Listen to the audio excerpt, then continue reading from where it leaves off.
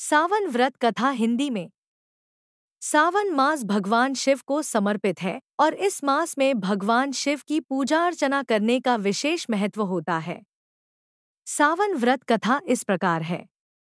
प्राचीन काल में एक नगर में एक धनवान व्यापारी रहता था। वह बहुत ही धर्मनिष्ठ और भगवान शिव का परम भक्त था। उसके घर में हर रोज भगवान शिव की पूजा होती थी। व्यापारी की एक बेटी थी जिसका नाम रमा था।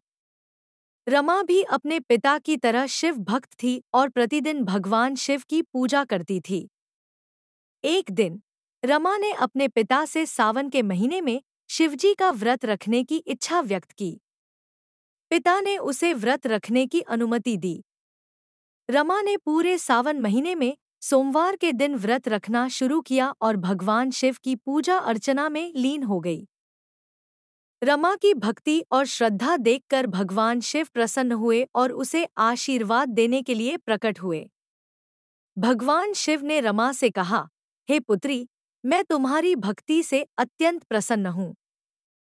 तुम्हारी सभी मनोकामनाएं पूर्ण होंगी। रमा ने भगवान शिव से प्रार्थना की कि उसके माता पिता सदा सुखी और समृद्ध रहें।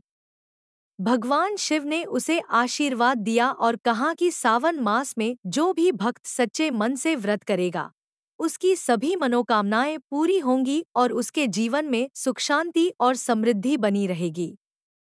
इस प्रकार सावन व्रत की महिमा सभी भक्तों में फैल गई और लोग श्रद्धा और भक्ति से सावन व्रत रखने लगे। सावन व्रत की पूजा विधि में शिवलिंग की पूजा, व्रत कथा का पाठ और ब्राह्मणों को भोजन कराना प्रमुख होते हैं। व्रती को व्रत के दिन निराहार रहकर भगवान शिव की पूजा करनी चाहिए और उनकी आराधना करनी चाहिए।